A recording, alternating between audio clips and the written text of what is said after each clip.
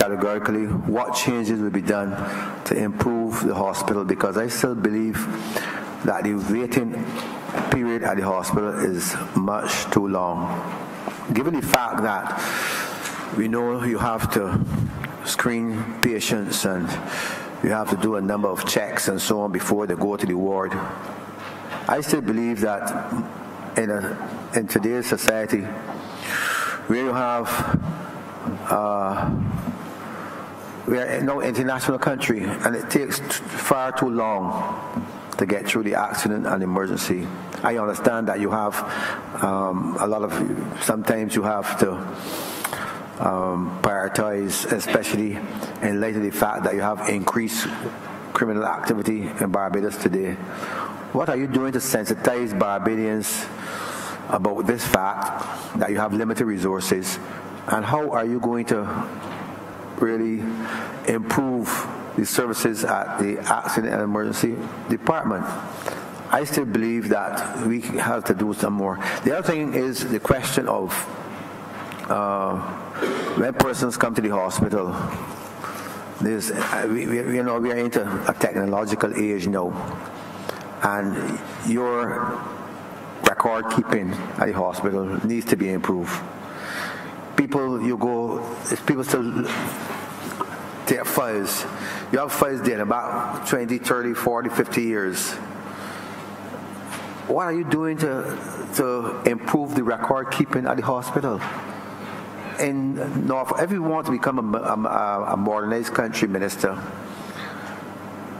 with the swipe of a card, you can bring up your files.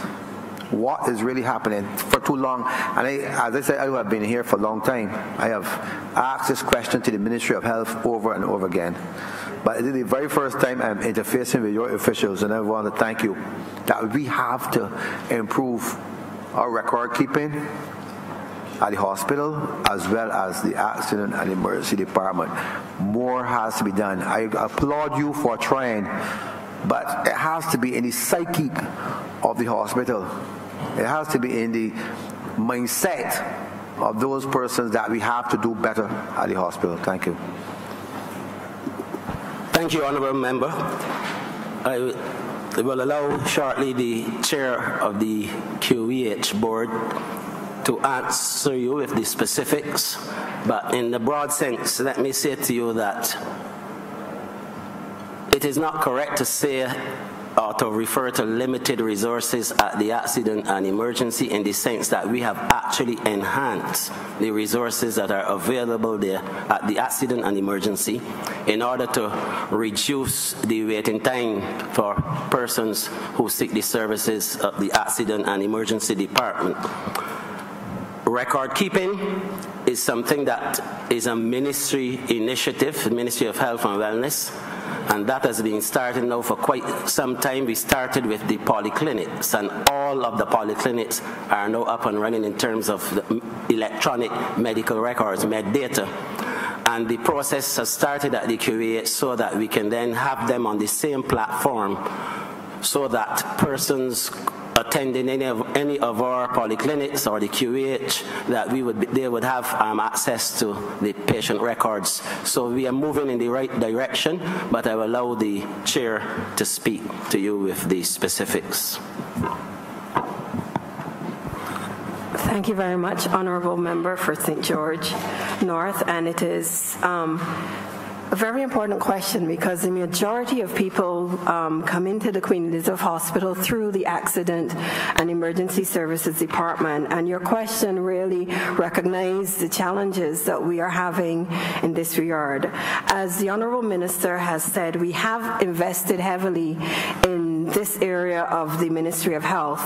The government had determined that it was mission critical to expand the facility so that the services available within the accident and emergency room would be improved, and we have started the process of design work for that expanded facility. However, we recognized very early on that just building a building and increasing the space was not going to sufficiently address the questions of how we are going to reduce waiting time. times. So we immediately tackled some of the pain and pressure points, specifically being the fact that many patients come to the accident and emergency room for what are clinically classified as minor or non-urgent and traumatic matters, and many of those persons wait for inordinately long times to receive care. So we would have put in place a minor cases unit within the hospital to immediately be able to address persons who need care, but care that is not inpatient bed or inpatient driven. And we've seen an increase steadily in the number of persons, and we're satisfied that the length of time for non-urgent matters between the hours of 10 and 7 p.m. have reduced significantly. So you're correct to recognize that some work has been done in that regard. We've also increased, we've put in place a short stay unit within the hospital, because there are many persons who are in the accident and emergency room, need to be assessed and observed, I think that's the correct clinical term, over a period of time, but don't necessarily have to stay within the facility. So what we've been doing is, as far as possible, seeking to decant as many of the persons who are waiting out of the waiting area. We have added to this initiative the expanded initiative of expanding 2 of our polyclinics with the intention of having the numbers of persons who are coming into the emergency room actually reduced, because they'll have 2 areas, 2 polyclinics to go that are open, well equipped and staffed over 24 hours. But we recognize that the behavior of persons to see the accident and emergency room is such that it will take some time to see that change in behavior, but we believe that that important initiative of having 24-hour polyclinics will significantly reduce the numbers of persons who are coming into the accident and emergency room.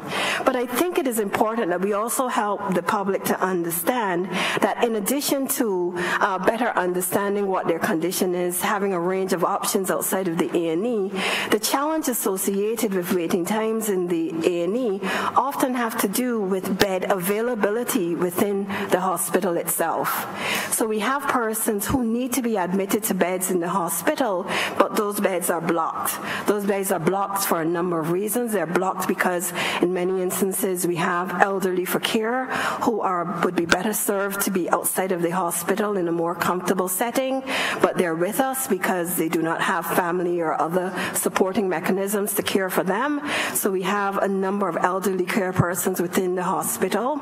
We also have the situation where existing inefficiencies, which we're working on in the system of once you're in bed, you have to get a number of diagnostics, CT scans, ultrasound. I'm not clinical, but I think you appreciate, and sometimes there are delays associated with getting those tests. So your bed stay days in the hospital are longer. When people are staying longer, you have those bottlenecks within the accident and emergency room.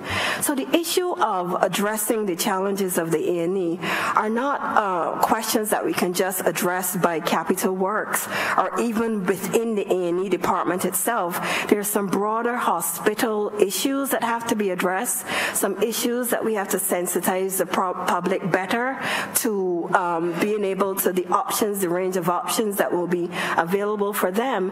And we have to also look at how people are waiting, are treated while they're waiting, because clinically, you can say to someone, your matter doesn't fit the categorization of being urgent because we're dealing with an increased number of gunshot wounds. We're dealing with violence incidents that are clearly taking up the prioritization of the hospital staff. But to you, the person who is experiencing that, that pain that is clinically classified as non-urgent, you feel extremely discomforted limited in the length of time you're having to wait, while others of more urgent priority. So we've been having discussions with the staff about the approach to people while they're waiting, how we provide information. We call it the milk of human kindness, and letting people understand and really better about their situation. And we're going to try to attempt to really improve that customer service element of how we communicate and explain to people the delays. But ultimately, I think the minister and the broader Ministry of Health team is hoping that our initiative with the polyclinic system can really give us the kind of results that we're looking for in reducing the numbers of persons who are required to come to the accident and emergency. Thank you. Go ahead. Question. In order to plan properly for any institution, and I think the Ministry of Health has a big institution, in order to plan, you have to keep records. Do you know how many people usually pass through the accident and emergency at any one time? For example, in 2018, 2019, and 2020, can you tell me, or tell this House, how many people pass through, and what resources are you really spending on the accident and emergency department? Because in order to help us understand better, because this party wants to be able to, this government wants to be able to improve health services, but in order to do so, you must be able to tell us how many people actually pass through the accident emergency department, and what resources have been spent over the last 2 or 3 years, and what resources are you expected to spend in the coming year? Because we do not see here, we see a lump sum of money for the hospital, but nothing in this estimate tells me how much money you're spending, let's say, on the accident emergency or on the improvement of the wards. Because I must tell you that I remember going to the hospital as a boy, 11 years old. My father did all the toiling at the hospital, so in those days I was able to count almost all the tiles on the wards. And I can still see the ward. I can still see some of the tiles that we put down in 1964. So I want to find out what improvements are you doing. Yeah, thank you, honourable member. About 40,000 persons actually passed through the accident and emergency during the last year. It is, or as I said, it's our most heavily subscribed area of service delivery, and we have significantly reduced down to 25 minutes the door to triage, the amount of time it takes you from the time you sign in to actually getting before a nurse or doctor to be assessed as to the status of your matter. And our records are, in October it was about 25 minutes, in November 24 minutes, and December 27 minutes.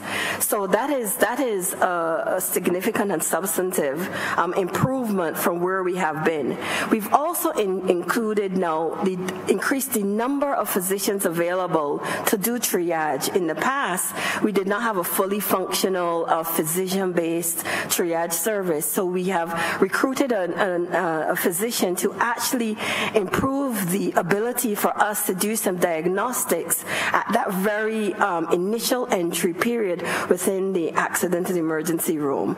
I think I'm going to let the CEO speak to the issues of the medical records, because I understand that is a wider initiative that is underway, but we have really increased our expenditure to the accident and emergency room. We've been upgrading wards pretty systematically.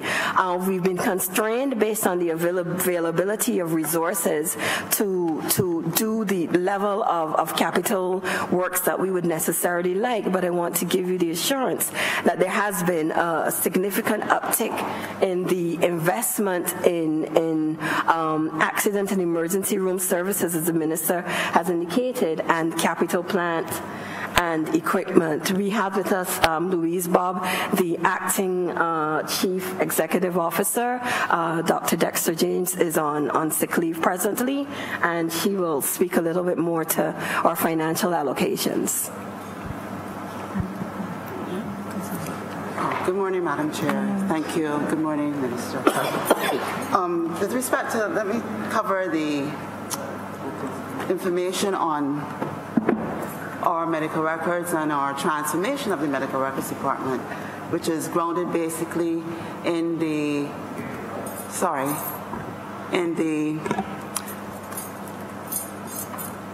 digitization of our medical records and the wider project of the implementation of an electronic medical record system across the public health sector. The QEH is part of the project, and to date we've rolled out the backbone of the EMR, which is the module that deals with the information on patient demographics and appointments, etc., in the medical records department. The backfile conversion of our records to facilitate that was done on a selective basis because it is there are funds and finances associated with it, and the decision was made to backfile or digitize the records of those patients who were seen at the time within the last 2 years. We've been able to digitize at least over 70,000 of those records, and the intent is to continue in the next financial year, with the backfile conversion of those records. There are several other modules that are part of the implementation of the EMR that are being worked on with the consultant for the project and with the Ministry of Health and QEH operatives. And we expect to see those roll out incrementally over the next financial year. With respect to the investments that we may made or plans for leasehold improvements and improvements to our assets, and in relation to ward refurbishment, that is a program that the hospital would have engaged in the previous financial years. A lot of it we were able to implement based on our philanthropic efforts and funding that we would have sourced for the refurbishments of several wards. C9, C6, at present B8 is being refurbished based on donations from philanthropic sources.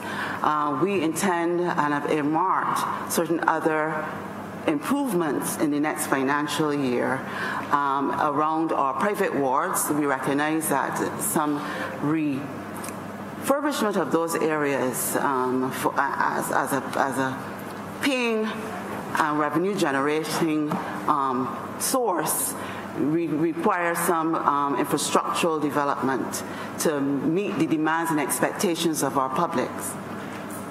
So those funds have been earmarked in the upcoming financial year. Thank you. Thank you. Honourable Member for Christchurch West. Thank you very much, Madam Chair. And I'd like to ask the Minister, with respect to Hospital Services 361, sub-program 380, QEH Medical Aid Scheme. And I recognize that they've put into the estimates $1.228 million for the medical aid scheme. Now, as a Member of Parliament, I'm sure many of the other Member of Parliaments here would have from time to time had constituents visit them. I certainly have had, who need assistance from the medical aid scheme because the kind of treatment that they require is not available in Barbados, or the type of service they require is not available in Barbados.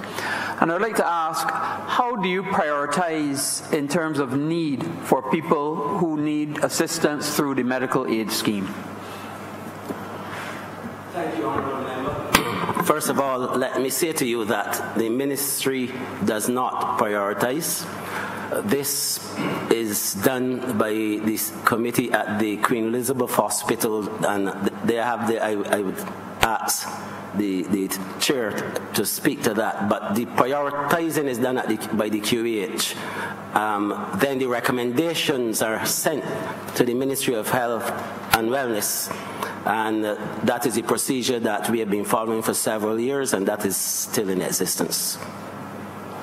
Yes, thank you. I'm going to ask Louise to allow Mr. Tony Harris to replace her because it's an important question, because we do have some services that are not available at the Queen Elizabeth Hospital, and the reason why these monies continue to be allocated is that we recognize a duty on the part of the government of Barbados to ensure that for services that we don't currently have available, that we can ensure that the public, there's a process, a very careful process that involves clinical deliberations by clinical teams within the hospital, and I think Mr. Harris, who chairs this exercise, is probably best placed to give a more specific answer. Thank you. Good morning, Madam Chair. The process that we utilize for in assessing patients for going through the medical aid scheme is one where it is referred by their consultants at the hospital and supported by another consultant. The patient first is assessed and go through a means test by our social services department, and then they are discussed at the committee to consider clinical importance of what we're doing and also the prognosis for such a patient as part of the prioritization and assessment. And then also we have on that committee the finance. We have to see how much money is in the kitty and to be sure that we can afford to service this patient. So the committee really has no particular contact with the patient, so it's all at arm's length, and they make a decision based on the clinical needs, clinical relevance. They have to be sure that it makes sense what is being referred out, that it truly cannot be had in the country or even in the hospital first and foremost, and then in the country, and then we look at the prognosis for that patient. Of course, we wouldn't want to spend large amounts of money for a relatively poor prognosis. And then, of course, the benefit that that patient would incur, and we would make a decision based on that. And that recommendation is passed upwards to the chief executive officer, onward to the board, and then over to the minister for his final approval and signature. The reason why I asked that, Madam Chair, because I recognize that the hospital has had some success with some renal kidney transplants. And I always wondered what was ever done a cost-benefit analysis of what it costs to put the patients through dialysis and the maintenance of dialysis, as opposed to having kidney transplants being done in Barbados. And you'd recognize that now kidney transplants in the world are tried and tested and almost, I wouldn't say routine, but very, very popular procedure. And I believe from a cost-benefit analysis point of view, it may be, I suspect, better to offer, especially a person in their early part of their life, a kidney transplant rather than to subject that person to dialysis for 30 years of their life. And so therefore I thought that maybe if you expanded the medical aid scheme, for instance, for people who are unable to pay, then you might be able to do more kidney transplants rather than put people through dialysis. And I was wondering, has any cost-benefit analysis been done for kidney transplant versus long-term dialysis? I'll let Mr. Harris delve down into the specifics if needed.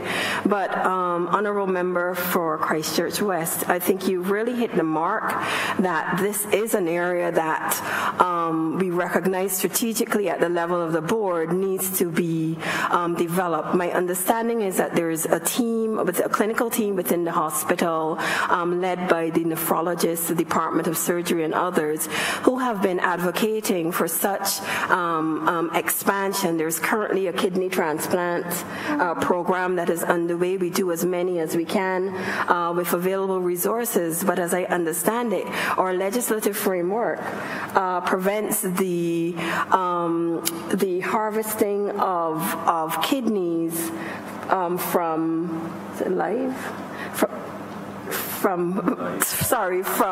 live or cadaveric. I'm going to speak in layman's terms, that the current legislative framework does not allow us, basically. So we have identified to the Minister of Health that this is a key legislative initiative that I know I speak on behalf of the team at the hospital and the physician cohort, and yeah, it is a major initiative that we need to have addressed, but we are currently constrained, honorable member, by the legislative framework in terms of what we can do within Barbados clinically. And Mr. Harris, if you can do a much better job at explaining the clinical challenge the doctors face. Madam Chair, sorry for the confusion, but yes, we are basically our limits right now for increasing our renal transplant, as probably everywhere in the world, is the access to tissue, the actual kidney itself. What we do currently is living-related or living donor transplantation. Of course, as you would know, this is often best had from very close family, and there is some difficulty in getting people to donate kidneys. Either the kidneys are not compatible, or they are just not, the families are just not stepping forward to have the transplant done. Whatever the reasons, there is certainly a severe limitation.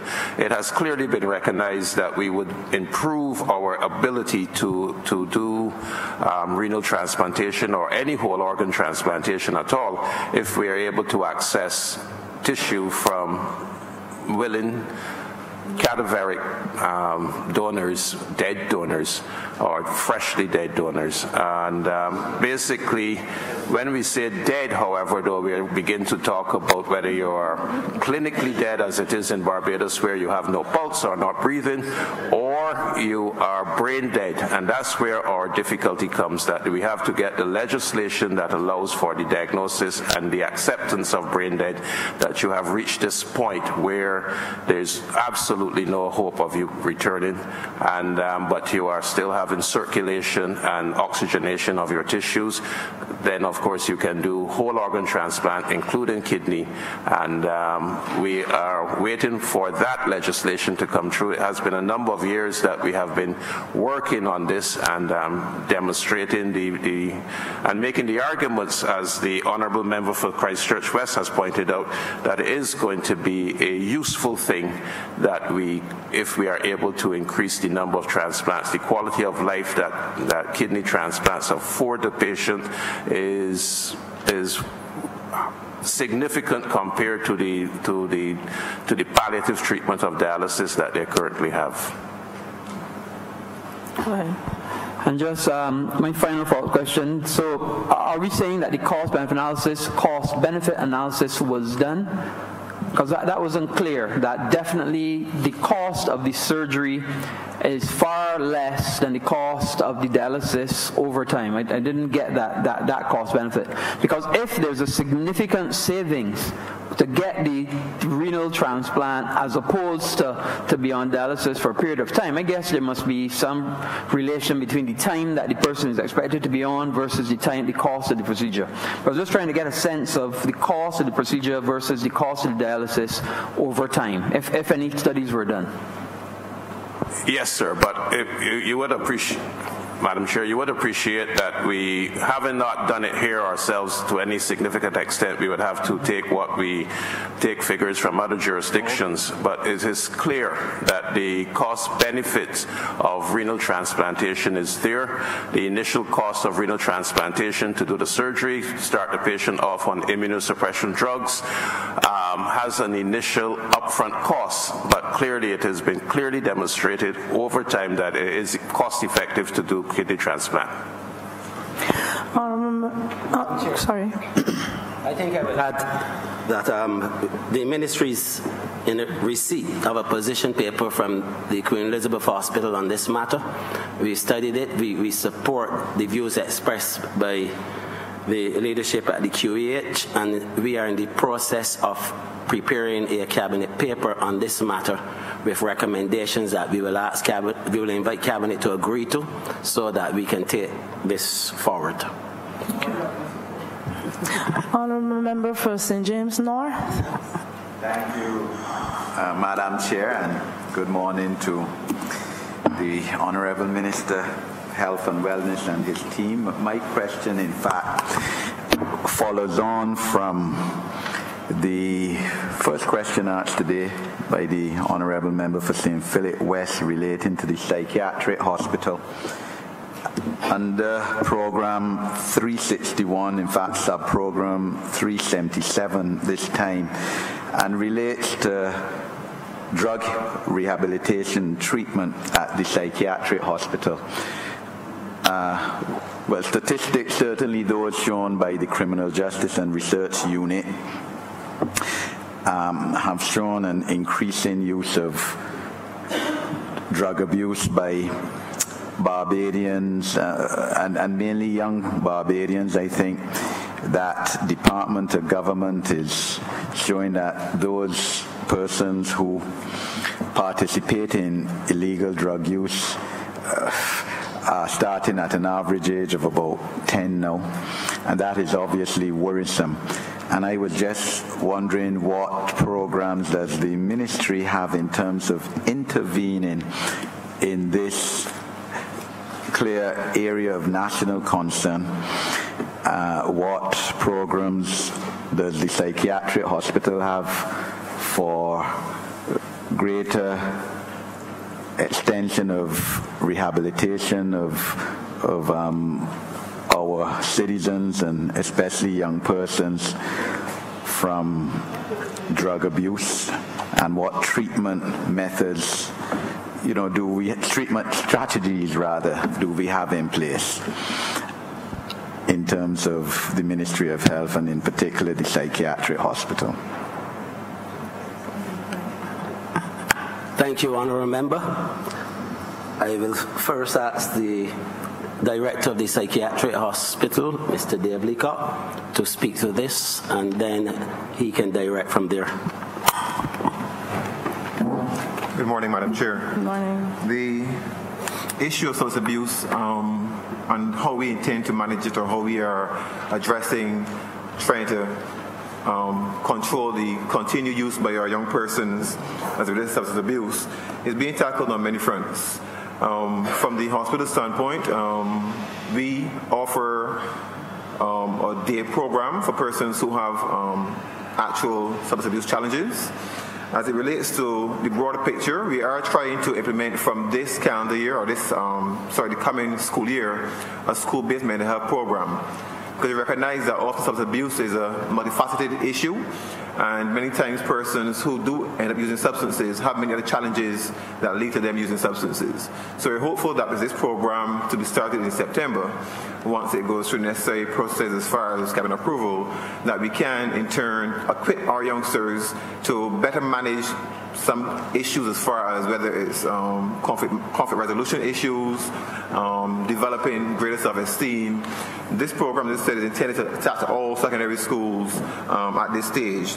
We would have started a few years ago actually training some of the teachers through the Earnest Teachers Training Program, as well as under the Ministry of Education, to better equip those guidance counselors and the primary school teachers to recognize issues as far as substance abuse management or substance abuse use is concerned in children starting as early as primary school and going to secondary school. The other aspects that we are trying to do also is from our child guidance clinic, which is now, as was raised this morning by, remember, what are we doing from a community standpoint or polyclinic standpoint to better assist in mental health care. We do have decentralized our care from the hospital as it relates to children requiring mental health services to the polyclinics at this time. And we do have at present a child guidance clinic being run at the Barrett Polyclinic. And that clinic has seen almost a 5-fold increase as far as persons utilizing the services because we decentralized from the hospital to that area. So a lot of the stigma associated with persons coming to the psychiatric hospital have been removed, and persons feel a lot more comfortable bringing their kids to the polyclinic to receive services there. So we have seen an increase as far as that is concerned, and we are hopeful that going forward, as we said, we can decentralize further as far as other polyclinics coming on stream and actually offering services to the children. With the advent of the recent Marina House addition to the drug abuse program, with Verdun House as well, for obviously adult care, what it has provided is also for females who previously may not have been willing to access services, because they do have facility for the entire family, more or less, to be involved in the process.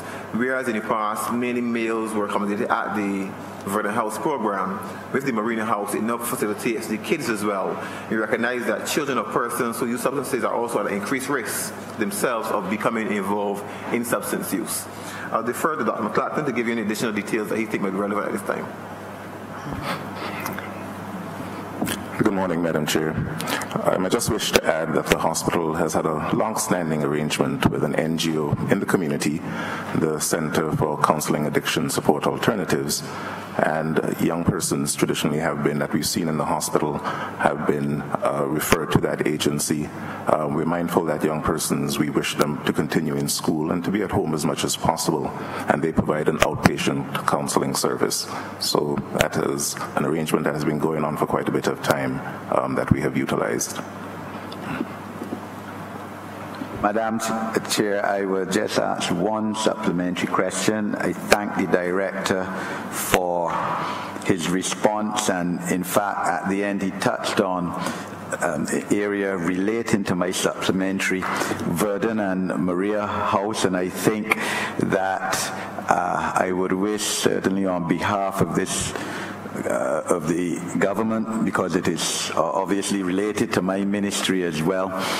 The National Council of Substance Abuse falls under the Ministry of Foreign Affairs. I would wish to thank again the founders and the management and the financiers of the Maria and Verdun House for what they are doing. The Maria House relating to females, but the reality is that it is proving more difficult for females to get females to access these services than males. And I mean, there's, again, the statistics show that there's a growing use of illegal drug abuse among females in Barbados. It's not only a male problem these days, and as I understand it, it is proving difficult to get females into the program because they don't want to leave their families, their children. The Director just mentioned in terms of programs to try to bring the families in along with the female mother or child who may be addicted to illegal drug abuse. And I was just wondering, what strategies does the ministry have, psychiatric hospital, to try to encourage more females to participate in this program, to accept that they have a problem and to try to deal with it and to get treatment for it? Again, Madam Chair, the large part of the issue, as I mentioned before, relates to that of sometimes support systems to allow females to access services while having persons to sometimes look after their young children or maintain the role that they perform within the household.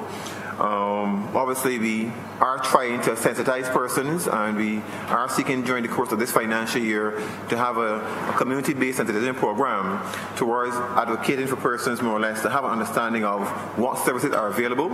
As Dr. McLachlan mentioned, not all persons sometimes require hospitalization or residential treatment, but there are alternative approaches that can be undertaken to assist those persons.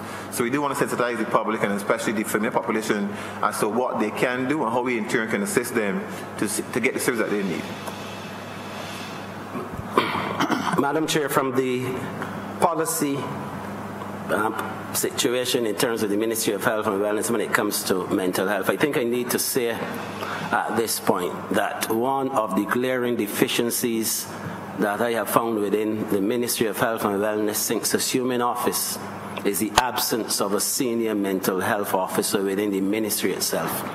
And this is a situation that has to be addressed as a matter of urgency, because with such a person, along with the recently re-established National Mental Health Commission, we will be in a better position in terms of dealing with mental health at the policy level, at the ministry level, at the national level. And this is a deficiency that has to be corrected. Thank you. Honourable Member for St. Thomas. Thank you very much, Madam Chair. A blessed good morning to all my colleagues and the distinguished members of the Ministry of Health and the work they've been doing. I want to congratulate you over the years, those present and those of the past. I would like, ma'am, to make my first question associated with the extended hours that have been given to Barbadians to stay on to at the hospital until after hours, looking after their sick family and friends, because that plan for people volunteering their time is a very useful thing. To be able to stay behind and feed the client, the patient who is next to their family, who may not be able to help themselves. So we know the nurses are very busy, and I want to thank them for their service. However, ma'am, I would wish to find out through the Honourable Minister what plans there are on what funds are available for the overall upgrades for the exterior of the hospital. A lot of people have the belief in Barbados and perhaps in the rest of the world that anything that is old should be discarded. But I want to say from my own experience, I disagree. And therefore, ma'am, I know that these are harsh economic times. We may not be able to build a new hospital, but we can at least enhance the environs of our premier hospital that has served not only Barbadians, but people from the region and the rest of the world, even the tourists who come here and they meet challenges. I want to know through the Honourable Minister, what plans are there? First, associated with the upgrades of what we call a car park, that for me is a mud trap, yes, really, as well as the lighting and the general security. We know persons have lost vehicles, tires have been slashed, have been taken away, people have been threatened, and if we've extended the hours till 8 o'clock, it means that people will be on the compound later, and therefore their own security and that of families and others would be very critical. I want to know what plans they are, sir, for the proper lighting, as well as for the parking. And there are Barbadians who will still offer for free, especially all the contractors and others out there who get good jobs and who get funds as a result of their services. I believe that if they are approached, that they will be willing to assist this only hospital, that if they too fall ill, that's the only place they can go eventually, and their families. And I believe that if an effort like that is being done, or it had been done, let us get back to it again, because the effort of and the whole feeling of benevolence and people who want to be benefactors will be willing to help with the car parking and the lighting. I believe Barbadians will be willing to pay a small fee to park in that hospital or compound, knowing that the facilities are safe, the security is top of the line. And I believe too, sir, you being in the city as a member of Parliament, a distinguished man, that 2 or 3 of your people from the constituency will get a little job as park attendants. And so, sir, I would want that to be my first question, please. Thank you, Honourable Member. In terms of this Member of Parliament being the Member of Parliament for the City of Bridgetown, let me just remind you that the QEH is governed by a board and not by the ministry. But lighting and general security, those are concerns, and I agree with you 100%. And as I said last week, because of my background in security, I've taken the time, along with the Director of Support Services and the security persons at the QEH, to do a walk around the facility, and I have given my advice and expertise freely to the QEH in order to be able to enhance the security regime at the QEH. So that is a concern, and I agree with you, and I know that the QEH is addressing that concern. In terms of the infrastructure, as you say, the buildings that house all of the activities at the QEH, The QEH is, and they can speak on their own behalf, but from the Ministry of Health and Wellness perspective, we are operating obviously under a tight budget because we are still in the BERT program.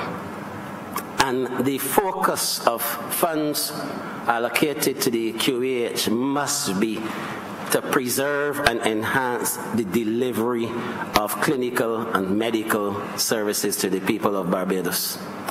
I agree with you that we need to do something in terms of the facade of the QEH, and that can be done by other means. And when I say by other means, by involving, as you said, interested parties, private sector, community groups, and philanthropic organizations. That is how I believe that the facade can be enhanced at the QEH. But at the moment, the funding that is available, we have to deal with equipment problems at the QEH and supply problems. There are other issues that are more detrimental to the delivery of proper patient care, and that is where the focus of funding must be at this point in time.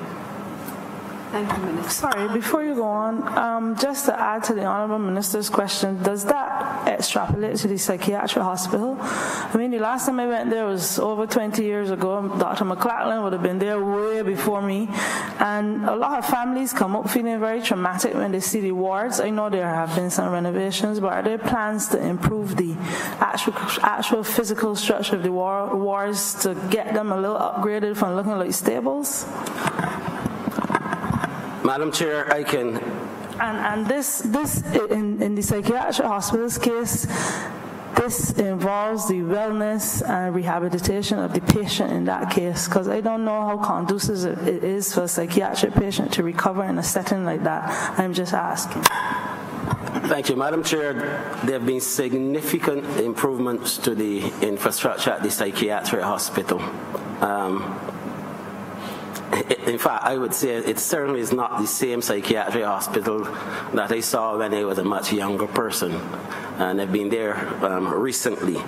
But that is not to be seen in isolation. Certainly, our infrastructure is aging and aged within the health sector, and we have to systematically tackle the refurbishment of all of our healthcare institutions based on the funds that are available, and also with the additional assistance that we can and we have started to acquire from the private sector and in partnerships with other organizations in Barbados. So the intent is to tackle these infrastructural problems one by one, and over time, certainly within the next 5 years or so, you can expect to see some improvements. Not all, because it's a long way to go. It's going to require a large amount of money and a lot of action on our part, but we intend to do so.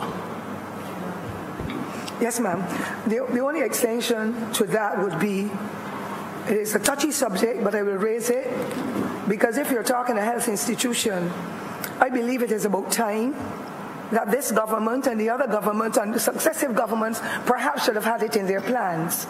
If you're the premier hospital, then why are those vendors at the entrance of the hospital, in particular, both entrances, and the shabby-looking trays and coolers and so that they're selling from? If you're talking health, then there must be health. And if the Ministry of Health is carrying out its duties, every last one of the vendors should also have a health certificate.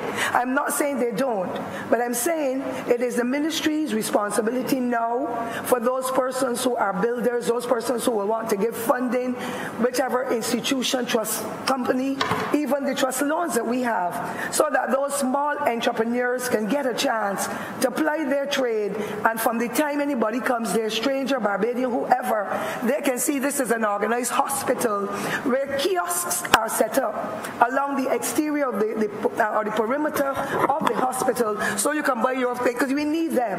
We need them. They're selling the fruits and so on and so forth that can help the patients on the inside. Even the nurses and others can buy their own meals or snacks. But I'm sorry as to what I see, and a lot of old equipment and pieces of wood and so on from construction right at the front of the back of our hospital. It is about time it be cleaned up. I am willing, if I had to put on my gloves, I'll come and help, because I have nowhere to. You can tell from my voice now we need treatment. So I have to go there at some point, and thank God forbid it today. But I'm saying, unless we get people to come in, and there are folks in Martindale's Road and other communities that if a little amount was put into a fund because they need it, they're unemployed, they will come and help to lift away and carry away. And the Ministry of Environment must work. And other agencies must work with the hospital. The team there cannot do it alone, but I am not happy as a Barbadian. But what is happening at the entrance of our hospital, the entrances, and I know that better can be done. And those who come to work every day as cleaners or janitors and general workers must carry out their duties. The place is not clean enough to suit the standards that I know, and I'm a little country girl that had to clean the backyard to survive, and I clean my front yard too. And we therefore need to make sure, even if inside is not to the up standards, at least the exterior makes you feel happy coming into the environment. And therefore, it's not an insulting experience for me, but asking for the enhancement. And I believe it can happen, and the Honourable Member for St. George South needs to get in there with his team, see what needs those gentlemen and ladies at the entrances need, and help them to the next step. At the end of the day, there are Barbadians who want to work. I'd rather them work there and be able to feed their families than to be chased away, and then they have to try other means to survive. So I'm asking what plans are there, if any, and please can we get something going, and I'm willing to put in my physical aspect of it, because I have no money either. We are always broke, Mr. Minister. I'm willing to assist, because at the end of the day, I'll talk with them, because I've been there before, to help them to go to the next step. But it is not a good record for the hospital to have activities taking place there when they don't appear to me and others to be the most hygienic. We must be standardized. Wherever food is being sold or whatever, it must be tops, and it has to start with the Ministry of Health. Thank you, ma'am. Thank you, Honourable Member for St. Thomas. As usual, you've hit the mark in terms of getting to the heart of some of the issues we're facing at the hospital. Yes, I know. You visit very often. The upgrade of the car park actually offers an opportunity, Honourable Chair, Madam Chair, to pursue public-private partnerships, and this is something the board has put into its strategic planning for next year. Where we are is because we've embarked on the accident and emergency room, we really have been constrained to look at how that project is going to impact on the space, the road works on the what would be, I believe, is the eastern side of the facility. So when we are in the process of submitting plans to Town and Country Planning, we'll be in a better position to understand what is approved. And then, Honourable Member from St. Thomas, it is indeed our plan to really look at available space between the hospital and moving on to the area or the pasture in the vicinity of St. Michael's School to really expand by way of a public-private partnership to produce a car park facility that will also generate revenue for the hospital. So that is an important initiative that we're pursuing. And you're correct, in our looking at the accident and emergency room, we recognize the important role that vendors, the government has committed itself that vending will not be criminalized. So we have taken no decisions to move or even relocate vendors, because this is an important activity that serves many families. And in our planning around upgrade of the Queen Elizabeth Hospital, we have identified, to be honest, I think this is even before this administration took office, it was in the strategic vision of the hospital to create a row of kiosks on the site of the hospital that allows us to provide proper facilities and amenities for vending. I think it is an interesting recommendation. Perhaps we can do outreach to the vendors themselves to see whether or not they have access to loans to upgrade their services, but we think that will be part and parcel of the initiative to make them feel like they're a valued member of the hospital team, because they provide an important service to many people who are coming into the facility to see their relatives. And lastly, I wanted to correct a figure.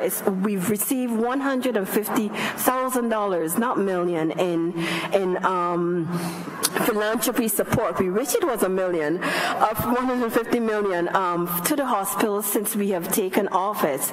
But you're correct, volunteer programming, philanthropy really has to have a very strong strategic focus, because as you're saying, Honorable Member for St. Thomas, it has the potential to provide and fill a number of different gaps that persons who are minded like yourself to lend support to the hospital can do so in very strategic areas. I also want to say that we really have no excuse, and we have zero tolerance as a board for when we see the plant, what you talked about, debris, equipment, and other things around the hospital. The management team, certainly, this is an area that falls under the responsibility of Ms. Bob in her substantive role, that we have spoken, on a number of occasions about the need, how the environments and ambiance of the hospital lends not only to a good place for people to visit, but lends itself to healing, because people want to be in environments that are clean and conducive to the healing process. So we really, as a board, have been said, it doesn't take money to pick up debris and garbage. It just takes strategic focus to prioritize that on the part of the management team. Sir, ladies and gentlemen, it's to do with the same opening hours late.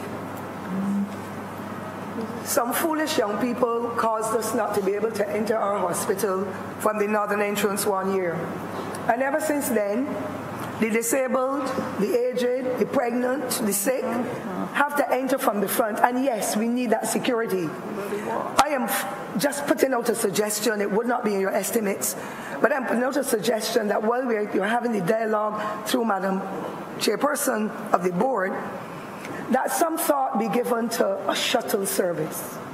I know the Transport Board would have tried, but we know the predicaments, what is happening there. But if you're going to open till late, there are persons who must get to Fairchild Street, who must get to Princess Alice Highway, and so on, to get the buses. And they cannot afford a taxi in these times. And therefore, if the arrangement could be made with some private people, because some people have gotten ZRs and ZMs, some that they got them given to wait for them in the last administration, some may have paid, I don't know, nor do I care. I just want to make sure that if that had to be an option with the minibuses or the ZRs, to be able to have a little shuttle service after hours from the hospital closing so late that those persons can pay the same little $2 or $1 to get to and fro, because it is dangerous on the street. I'm not talking about crime in the way that people might be seeing it at this time, but to walk down with their little old legs, an old lady 85, her husband is 80, and she is in the hospital. They don't have a friend, they don't have a neighbor to drop them. A little shuttle service for me will help them going in various directions, that they can get back to the bus stands or wherever they're going in safety in the general Bridgetown area. If you want to call it a city circle shuttle, from the hospital or to the hospital on evenings for 4 o'clock. For me, that will help to make people a little more comfortable, and we ease the pain and the hurt as a result of whatever conditions their bodies are in. And I would like to thank all of you for your very insightful responses and your plans going forward. And I, like all the rest of this government, would want to wish the Queen Elizabeth Hospital and the Ministry of Health many successes, and unless we know we cannot tackle it at the level of cabinet, to be able to bring a measure of proper service to the people of Barbados and to those visitors and others who come to us for medical care. I wish to thank you, Madam Chairperson. Thank you. Any comment? Honourable Member for St. Michael South Central. Thank you, Madam Chair. My question relates to, well, I choose to frame it under this program, but it may relate both to this one and to the estimates that relate directly to the Queen Elizabeth Hospital. But under Program 40, Subprogram 7045, General Management and Coordination Services, the subprogram statement makes reference to these resources being used to execute the Health Strategic Plan.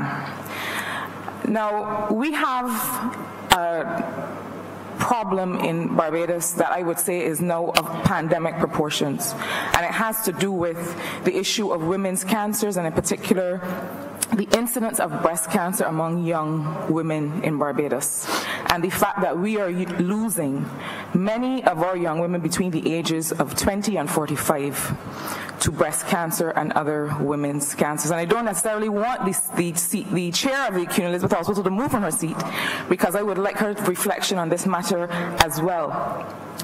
Now, we have a particular issue, I would say, and I know that there are Barbadian researchers who are starting to look at it, but we've been talking over the last 9 months about being more strategic with our medical services and medical research as an area of growth in the country. And I think that if we're targeting this as an area of growth, we should not necessarily just be exporting our findings, but we should be doing the kind of research that is going to help us to save our population.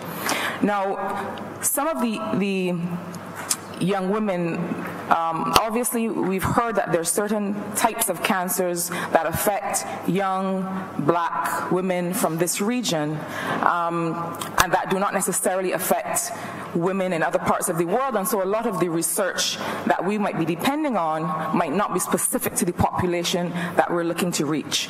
In addition to that, what also has to be considered is the level of care that is offered to women in, well, I don't know if it's still called the radiotherapy department, but the department that offers care, chemotherapy, radiation, and other treatments for cancer. And really, you know, I have been there in various ways, from being a teenager working there as a summer job to being there with people who have had to access care. And there needs to be a certain level of dependability for people who are going through something like cancer, that they do not show up and be told that their chemotherapy drug is not available, and that they can depend on a certain level of hand-holding when it comes to navigating this big, wide world of cancer treatment. Often it is left to the patient to find their own treatment solutions in a system that seems not to be giving them the kind of assisted care in being able to define solutions that they need. So here's my question. Given the new focus of the government of Barbados on medical research as an area of growth, given the fact that we now have private sector entities like new oncology centers and so on that will soon be setting up here, what is the strategic orientation towards improving medical research in this particular area, linked to that, improving care in this particular area, and linked as well to that, building partnerships with the private sector, with international research institutions, with our researchers here in Barbados who are now working overseas, to be able to get some answers to this issue of young women's cancers in Barbados. Thank you, Honourable Member. I will invite our Director of Planning and Research to respond to that part of the question, and then Dr. Phillips, who is the Senior Medical Officer with responsibility for NCDs, to answer the other part of it, the cancer plan. Good morning, Madam Chair. In relation to research, the Ministry of Health and Wellness has been partnering with a number of universities, and especially University of the West Indies. We do have a cancer registry, which is set upon the CDRC, which is a research arm of the University of the West Indies. And we have provided the estimates where we have a contract with them, and they do abstract the data from the hospital records, and they give us each year, quarterly, a sense of what is happening in relation to cancers. So we do have a sense of what is going on. It also looks at strokes, heart attacks, and various other things. In terms of really looking in the future, it is something that the Ministry of Health in its strategic plan, which is a draft strategic plan, which is coming to the cabinet soon. We anticipated that we need to beef up our look and our outlook towards research. And one of the things we're looking at, for instance, we've, under the HIV/AIDS, through USAID, we've worked with a number of universities. Currently, there's a university, Dalhousie, that's going to be coming, and there are various projects we are involving. But in terms of setting up a process, that has not been set up. And it is something, the member is correct, in that we have to look at it and we have to set up a proper process where we know where we are going and how that research is going to feed in to what we do on the ground. Because it doesn't make any sense having research unless it feeds in to policy and action. But Dr. Phillips is going to deal with, we've developed a cancer plan, and he will deal with the specifics of that. Thank you.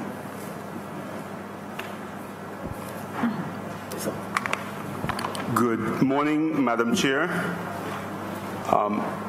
The Director of Planning has spoken to the fact that we have a relationship with the University of the West Indies, and they manage the 3 NCD registries for us, including the cancer registry. And out of that, there is surveillance and research that feeds into policy making at ministry. In terms of the cancer plan, we are fortunate to be at the end of a process where the minister should soon be bringing to cabinet a cancer plan. He's just signed off on the forward, and the cabinet paper is essentially finished, and he will be bringing this cancer plan that proposes to look holistically at issues related to cancer.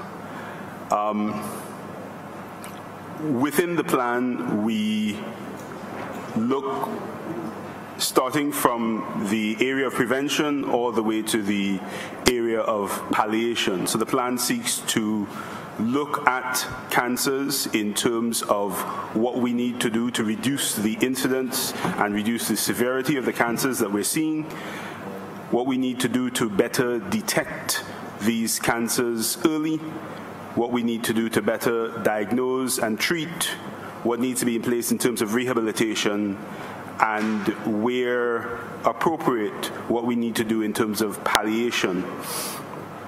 I'll just mention briefly some of the things that are included under these areas. In prevention, we include areas such as diet and exercise, because we know that they play an important role in terms of decreasing the incidence of cancers, including that of breast cancers, as we have been seeing in Barbados. It's also related to issues around tobacco control, because this contributes to cancer incidence. There are other women's cancers that we're concerned about, and cancers that can occur in the genitalia of men and women. And our HPV vaccination program seeks to reduce the incidence of cervical cancer that unfortunately is still occurring in Barbados, and when detected late is a very awful kind of cancer to have.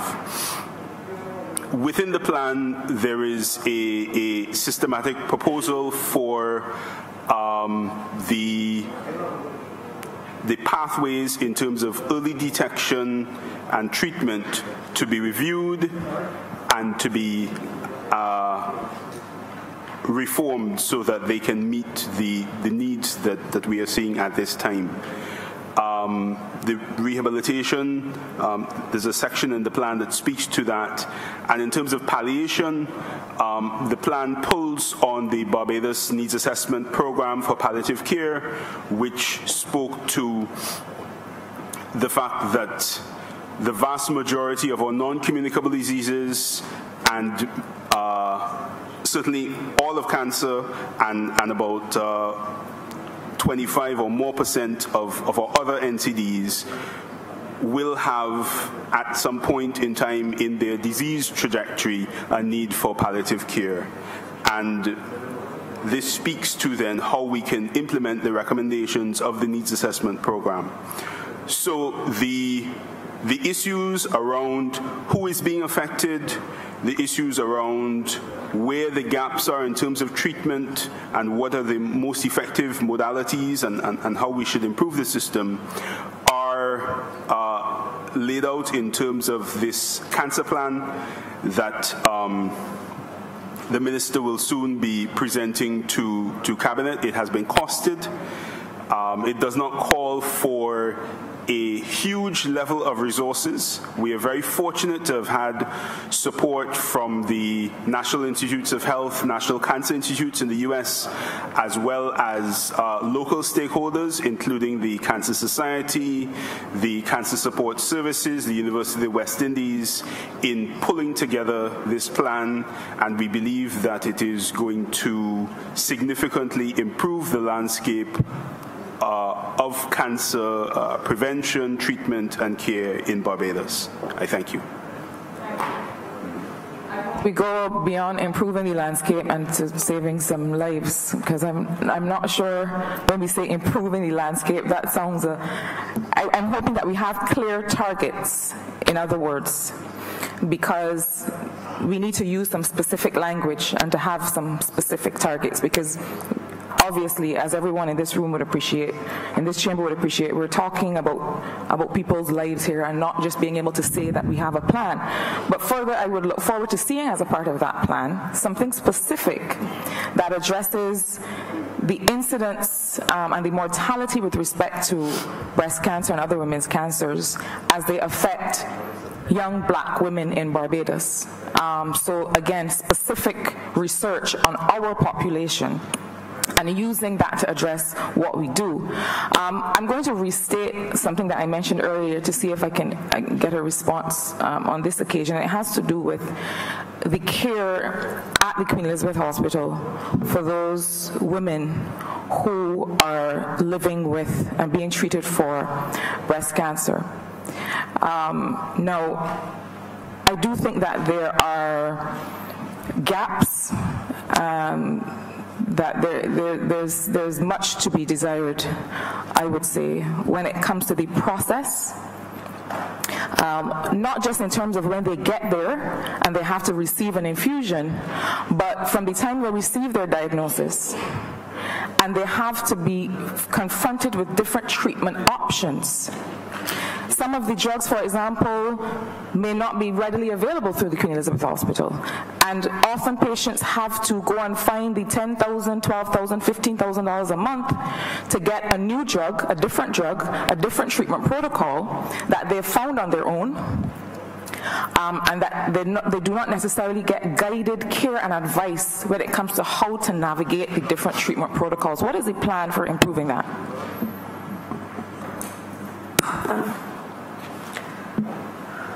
Thank you, Honourable Member for St. Michael's South Central, for going back on the issue of care and support for people who are diagnosed with cancer. Your advocacy on behalf of women is particularly noted. I think you're correct when you recognize that there are significant gaps in the whole issue of care and support for people who are diagnosed with cancer. We would have established under our administration a patient empowerment committee because we recognize that in order to deliver care to the public in Barbados, we needed to have patients actively involved in the delivery of care, contributing to policy making. And one of the first areas that was raised by the organization Cancer Support Services was the need to better understand what were the support services around people who were impacted by cancer. They wanted to better understand generally what information and counseling was giving to patients who are affected not just by cancer but other chronic illnesses across the hospital. And we therefore, as a result of their advocacy, would have put on our agenda strengthening our strategic communication and health promotion.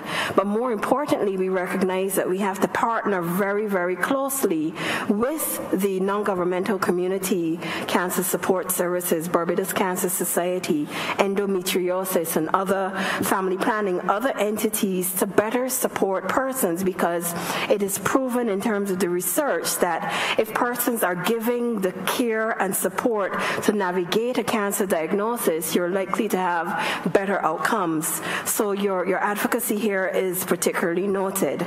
We have recognized that we did have some challenges briefly earlier this year with the chemotherapy, delivery of chemotherapy drugs.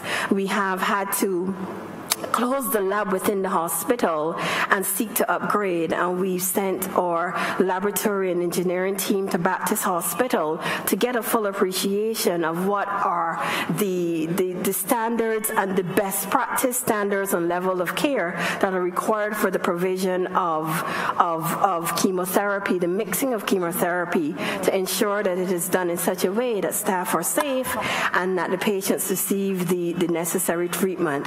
We are constrained by the formulary in terms of the range of treatments that are available within Barbados, and I think Mr. Harris will speak with more specificity to the clinical details. But I think you're correct in recognizing that some of the issues have to be addressed systemically as a hospital, in recognizing care and support as being as important as the delivery of clinical services in order to get the kind of outcomes and meet the targets that I'm very well aware the health plan has established.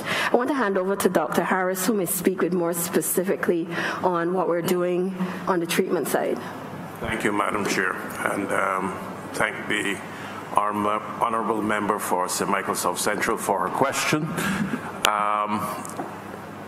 Can I just break it down in terms of the research, just to give some more detail on that? As you know, we are affiliated at the Queen of Hospital with the University of the West Indies, and specifically a pathologist in collaboration with an overseas researcher, Barbadian. We are looking to categorize, along with the registry and stuff at CDRC, to categorize the particular patterns of breast cancer that we see here. It becomes very important that we know what our population have. You can read anything in textbooks, but you really have to be very specific for what your population is dealing with. We have begun to recognize that there are some uniqueness probably shared with areas in Africa and stuff like that, where our women seem to have a specific type of breast cancer, the so-called triple negative breast cancer, meaning that it really doesn't have any particular pattern that we see, or the HERS positive and estrogen receptor positive, things like that. But that's for the details for the people to do. What that means, though, is that you can specifically figure out what treatments are best suited for your particular patient. So we are delving into that area to be sure that we understand it fully and stuff like that. The other area, as far as treatment goes, Madam Chair, is that we are treating patients with a lot of new and modern regimens of therapy. Sometimes these drugs are prohibitively expensive, as was pointed out, and we do have a situation where the approval for these drugs go through our SAD approval system, where if the doctor decides that this is the particular that is required, then a committee approves this drug, and at times for very large sums of money, as was pointed out by the honourable member. We also have engaged in a number of cooperations with local suppliers to get the drug as cheaply as possible. We have memorandums of understanding with Roche Pharmaceutical and others to ensure that we are getting the absolute best prices for our people. And we did have some difficulty recently with our mixing area for some of these cytotoxic drugs, but we are working diligently. We have found a place to temporarily do so, and we are working diligently to ensure that we give them the best, not just in terms of the drugs and stuff, but make sure that it is done in absolute and best sterile conditions that we can deliver.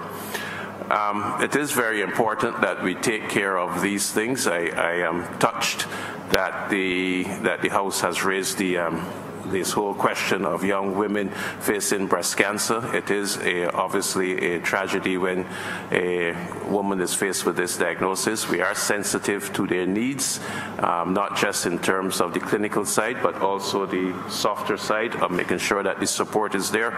This is something that we from time to time look at. It's easy to develop things like tumor boards, which is running right now. We have even had with the courtesy of our Chinese counterparts, had a surgeon spent 1 year in China already in doing just breast surgery, and therefore we have a true surgical expert in breast surgery, which I hope will influence the approaches and the ways that these people are managed when they do need to come to surgery.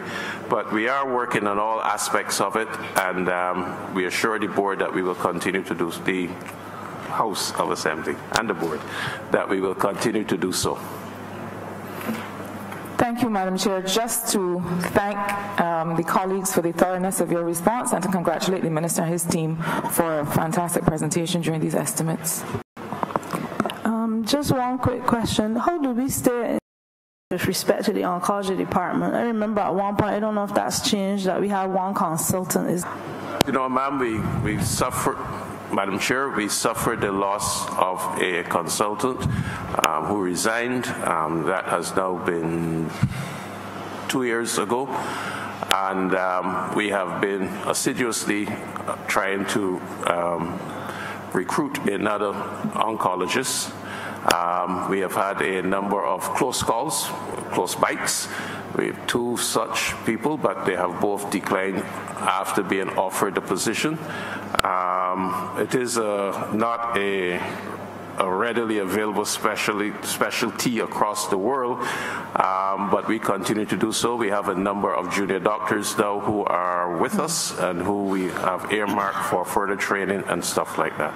But at this time, you are correct that there is just one. Thank you. Honourable Leader of the Opposition.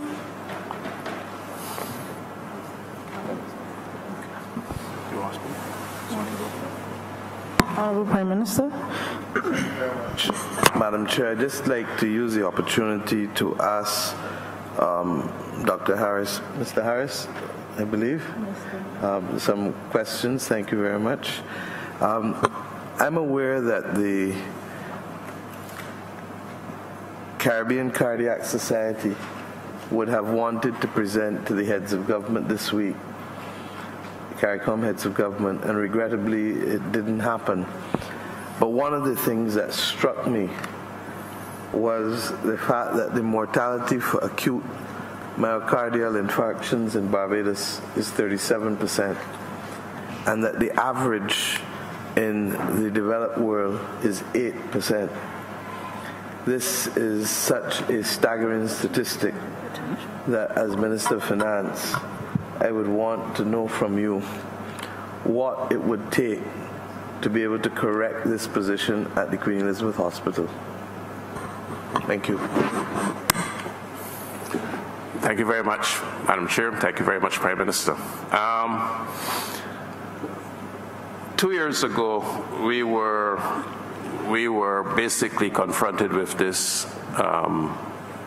statistic from the CDRC, who conducts and manages and runs the registry dealing with stroke, heart attack, and cancer. Professor Samuels at the time brought us there and revealed put in hard, cool figures something that we had thought was the case, but we really hadn't had the cool figures to verify. If I may, just not to disrupt your flow, but Madam Chair, perhaps I should just break it down into simple language for those who are listening and watching, because I myself did not necessarily understand the import of that language until they say heart attacks and strokes. Is that correct? Okay, ma'am, I'll try to keep it as simple as I can. So we were confronted with that, and we recognized that there were a number of problems and hiccups with that, and we have started to put some research into it. One of our cardiologists, who is also, I think, had some input and discussions with the Caribbean Cardiac Society. Well, as you know, Dr. Ishmael and Dr. Scantlebury were very involved with the whole discussion with the Caribbean Cardiac Society about what we will do. Certainly, it was a little bit embarrassing for Barbados. We had boasts that we have as far up as cardiac surgery, and we really should have been doing better. We have had an ICU in place now since the 70s. We have had the understanding, we have had professional cardiologists at the Queen's Hospital, and therefore our numbers should have been better. But we recognized that there was a number of other areas that needed to be strengthened and so forth. Suffice to say, we have done a number of protocols, we have developed a number of pathways with the accident and emergency, with the ward, and we are at the verge of delivering a comprehensive paper on how we will tackle this and stuff. Dr. Scantlebury has identified a number of resources she thinks we'll need for us to start working our way down. It is perhaps significant that if we are going to achieve the targets down by the 7 to 10% of mortality and significant morbidity, we're going to have a lot more perhaps ICU beds available and things like that, so that when you come to the hospital with a heart attack, you are not left in the accident and emergency, and you're not left on an ordinary ward and stuff like that. So we recognize that those are areas we have to improve. And there's no doubt that we also have to improve the clinical competencies and stuff like that to ensure that we are recognizing problems early, that we are treating things early, and because that is the only way, attention to that level of detail is the only way we will achieve those kind of figures, ma'am. My layman's understanding, sir, thank you very much for that, Madam, through you, supplemental. My layman's understanding is that you need, one, for us to ensure that we have adequate ambulance services, and to that extent, I've asked the ministry also to look at deploying ambulance services from the David Thompson Polyclinic and not just from town. But we have the decentralized framework, as has happened in the past, or used to happen, with Arch Hall. Two, that there is need for a chest pain triage center within the accident and emergency department itself. And even though you have limited space within the current one, and the new A&E, which is a priority for this government, and which I announced in my budgetary initiatives last year, may not be ready for another year, that we find space to do this triaging, because one life lost is one life too many. Three, that the access to either the clot dissolving drug or the emergency PPCI for all heart attack victims that have been assessed, and then the requisite treatment. So that is medication, as I understand it, and that we have the number of critical care beds, and the question is, where can those be placed in the hospital immediately for the expansion? I know that the hospital did a good job with putting in the medical intensive care unit, but if we need to expand between the SICU and the MICU, then we need to know the numbers, because it seems to have 14 beds. Is 14 still? We have a medical ICU which has 11 beds, a surgical ICU which has 11 beds, and we also have a cardiac suite which is 10 beds. Right. But basically our problem has been the staffing of these with nurses. Okay, and the truth is, you said with nurses? Yes, ma'am. Excuse me, sir.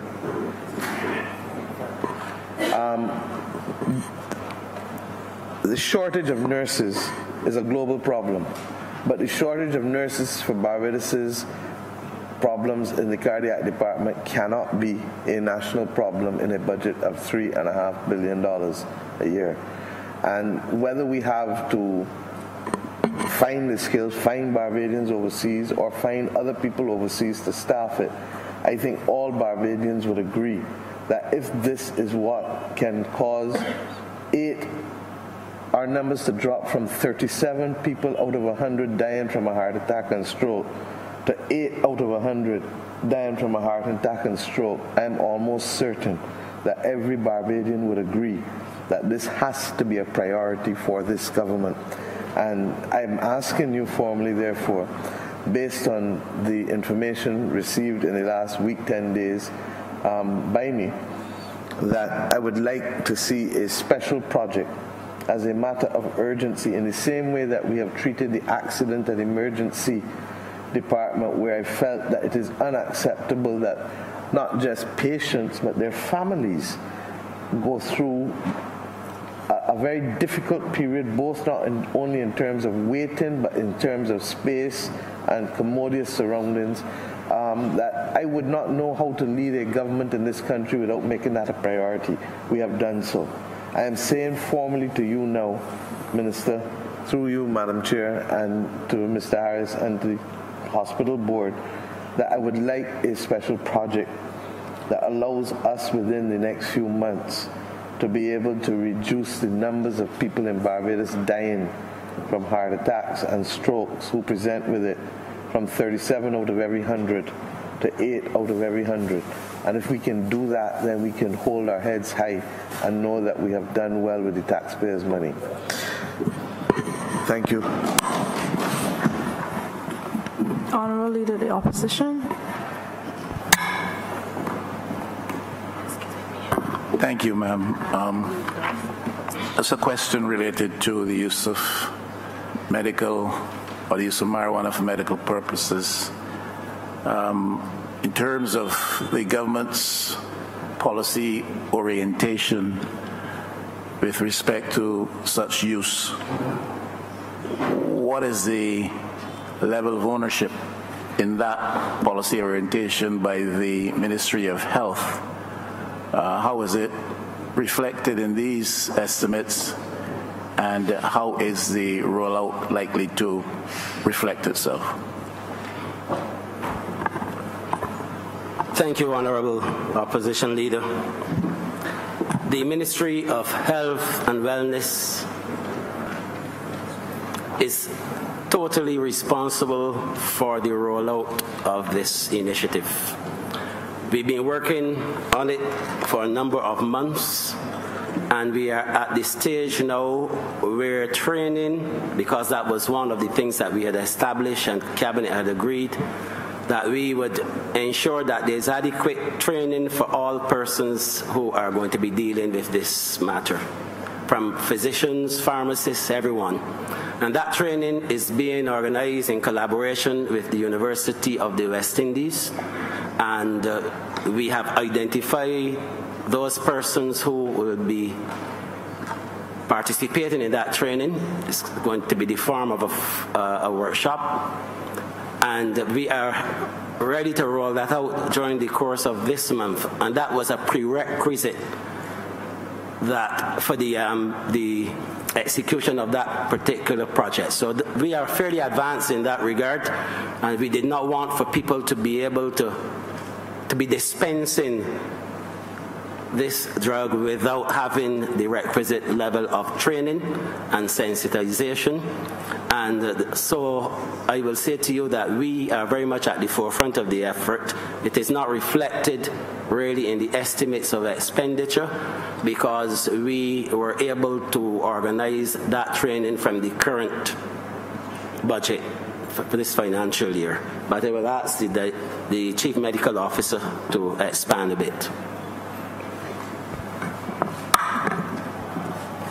That's correct. The Ministry of Health is going to be, we have given the agreement that we are going to train a minimum of 125 pharmacists and physicians in the safe and efficacious use of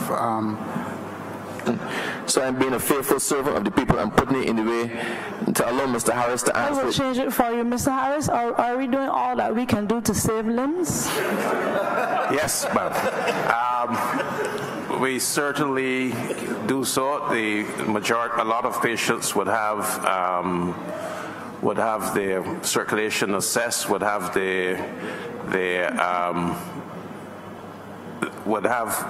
be candidates for improving their blood supply in some way. I am always having to approve even patients going outside of the hospital to have angioplasty done to the lower limbs. Sometimes, we have arguments as to if that is the best option. And also there is, have been for a number of years now, bypass operations done to the legs and stuff to save the legs, which has reasonable success. We also, as I said, refer patients to the outside. We have also solicited the services of a new consultant, interventional radiologist, who's also participating in some of this. We have also just had return home a radiologist who did some interventional work, again with the benefit and with our association with the Chinese government. He spent 6 months in China, and he's back here and he's engaging in this. So yes, sir, we are doing all that we can, all that we think is necessary, but please understand that if you present too late or if there is rampant infection and stuff, these amputations are often life-saving and totally necessary to ensure that the patient survive. And as I said, it doesn't have to be seen as the end of the world. Oftentimes we can get this patient to a prosthesis and back on their foot and prosthesis after that, so they can continue their life. But to summarize and to answer your question succinctly, yes, we do. Thank you. Honorable Leader of the Opposition.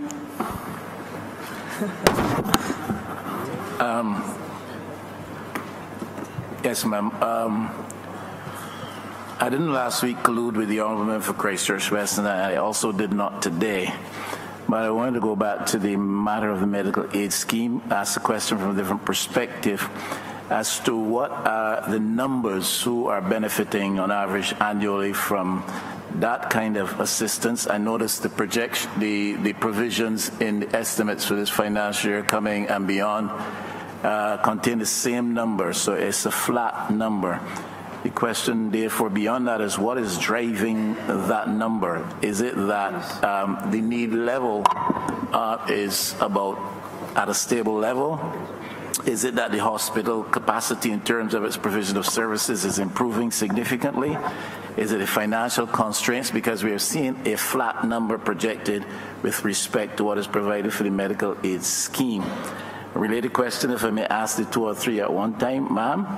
I noticed that we're cutting back on financing to private institutions for elderly care, according to the provisions in the estimates. Also, I see provisions of grant funding for a number of associations. I don't see the Diabetes Association listed. I don't see any reference to Alzheimer's. And I'm wondering if these also benefit from grant funding from central government funds. And why is BAMP included in those entities that benefit from such funding, while others, such as what I just mentioned, seem to be excluded?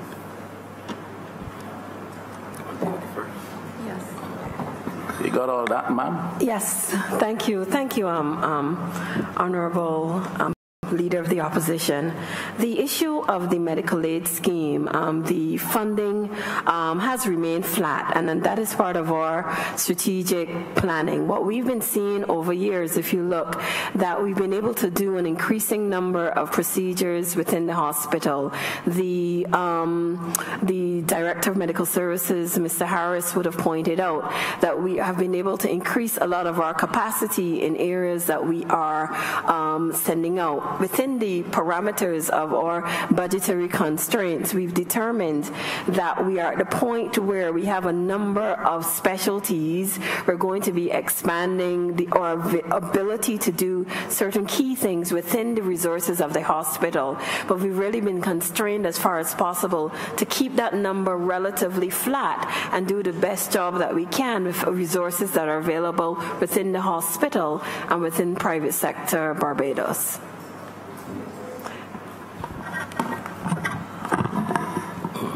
In relation to the query regarding what the honourable member suggested was a reduction in the allocation for the care of the elderly, I'm not sure, through you, Madam Chair, if we are looking at the same figures, because according to mine, there's actually been an increase to the care of the elderly. Ma'am, I suspect we are looking at different numbers. I'm looking at Program 364, sub-program 0390. The honourable member may be looking at the sub-program, but I give the assurance that there has been an increase in the program for the care of the elderly. And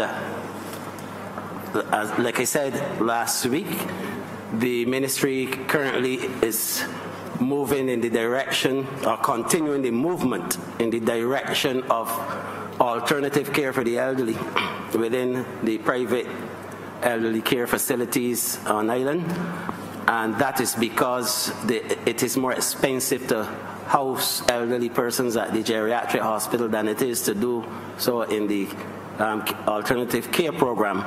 And we envisage going forward that we will go a step further in terms of getting people to remain within their homes or within their communities, with a stipend being provided to persons within the community who have successfully completed the care of the elderly program, so that people can receive care in their own homes or in their own communities.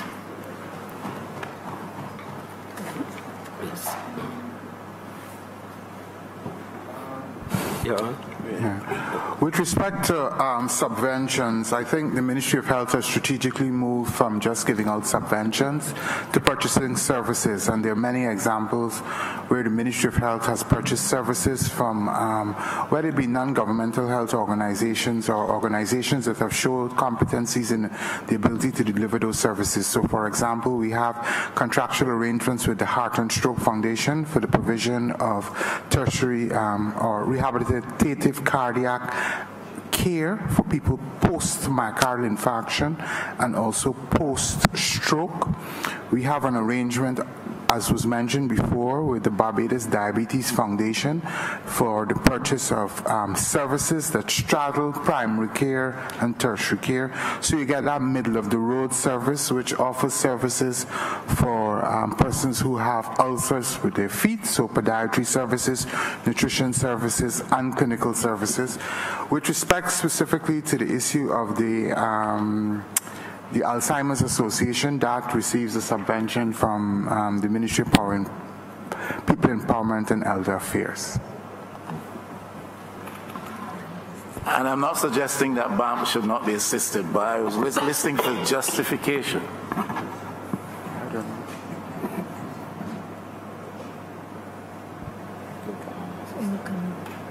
Madam Chair, we specifically provide funding to 12 NGOs, and I've been at this business now about 20 years, and to be honest with you, that list has not changed much.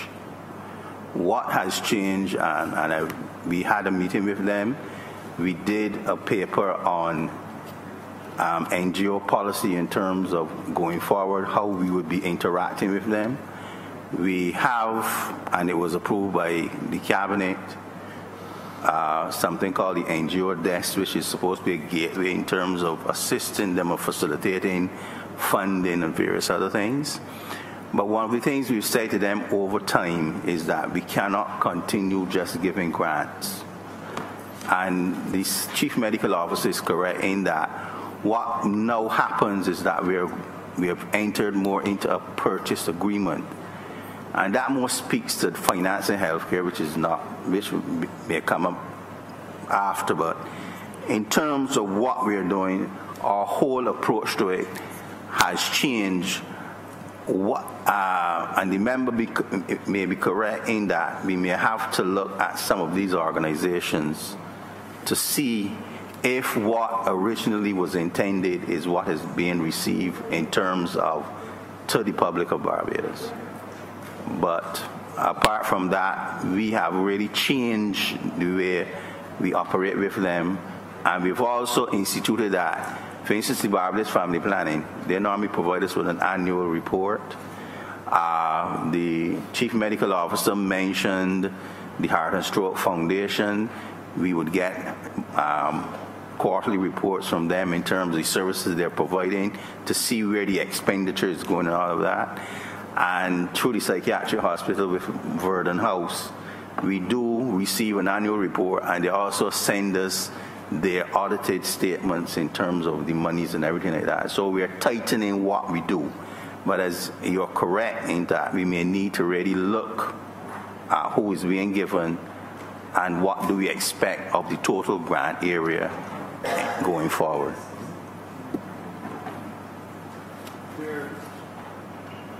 It's important to say also that a lot of these agencies have stepped up their game too. So for example, with the Heart and Stroke Foundation, their gym, which they provide the services in, is certified every 2 years by an entity in the United States. And many of them are improving their quality of care. So for example, the Barbados Family Planning Association, they have been accredited or trying to meet the accreditation standards by the International Federation on Family Planning. So this is all that we are willing to partner, but particularly if these agencies show the ability to raise their standards so as to deliver a quality product. Honourable Member for St. Michael Northwest. Thank you, Madam Chair. My question is aligned with the member of St. John question earlier when it relates to people being on the waiting list that can't afford to, well, this is my part adding to that can't afford to go private but are being persuaded by some doctors at the QEH to find the money and come to them. My question is that I want to know what is the QEH board stance against such practices by doctors at the hospital.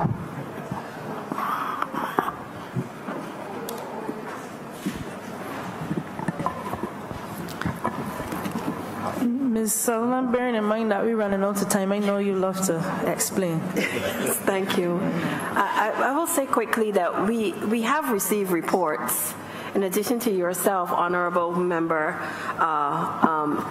through the chair, of persons saying to us that they had been received such approaches, and we are looking into those instances. In one situation, it was a misunderstanding. It had to do with the, I think the pacemaker program, and there was a misunderstanding. So in each case where we are aware of this, so I want to first acknowledge that we would be disingenuous if we didn't accept that this is a practice that has occurred in the hospital, and it is something that we have to tackle. What we recognize we have to do basically is really look, and the minister alluded earlier when he talks about his initiative to look at the waiting list for surgeries. These reports are being provided to the minister monthly. We're required to give him explanations as to where they're delayed. So we have scrutiny outside ourselves as a board member to better understand what is happening. But it really is a practice that must be stamped out. It must be tackled. And more significantly, I will end by saying what really has to be grappled is the relationship between private practice at the hospital and the delivery of services to the public. public. And I had said earlier that this is something that we're now going to go into discussions with the medical community, because unless we tackle it head on, we're going to continue to have allegations of the sort that have been raised and not be in a position to address it, that it no longer comes to the fore. Honourable Member for St. Joseph. St. Joseph. Thank you. Thank you, Madam Chairman. Minister, I want briefly to raise the matter of the polyclinic at Horse Hill. The community clinic. Sorry? Outpatient clinic. The outpatient, well, you know, for us it is such a big thing. For us it's such a big thing, and it is so important that we see it as a polyclinic, even though its services may be far, far limited. I think the vexed history of this particular plant is well known to you and your staff, Minister. And I'm aware that at some point in time it was proposed, I hope it is no longer proposed, but I understand that it was proposed that the facility should in fact be closed. I don't think I need to tell you that rural communities like St. Joseph tend not to be well served by government facilities, and in fact the nearest alternative polyclinic would be the new clinic at Gall Hill. The harsh reality is that for my constituents that is not a viable option. It's not a viable option because there's no direct transportation link to Horse Hill, so an individual who needs dressing or who needs medical care or attention would literally have to go into Bridgetown, and then, if they get a bus, and then try to get another bus to Gall Hill and repeat that process all over again. It is important for the people of the constituency of St. Joseph that this facility is remediated with the greatest of haste, and that it remain available to my constituents. The other matter associated with it has to do with the adequacy of the facility. I think, and to be fair, you and your team have visited it with me. The matter of the fact that it's not a comfortable location in terms of the absence of any kind of shelter or canopy. A lot of our constituents, a lot of my constituents will get there very early in the morning, but then the clinic is not open until 8 o'clock. The rain falls and they have no place to shelter. In years past, that came up already, and the doctor had addressed that particular question. Well, I apologize that I've been away from the chamber for so long, but it was on matters of grave government importance. I think you understand. Really so if it wouldn't strain the ears of the chamber. The answer quickly. Yes. If it wouldn't strain the ears of the chamber anymore, I'd be grateful if the minister would recapitulate all that he might have said before. Thank you, Honourable Member. It is quite simple.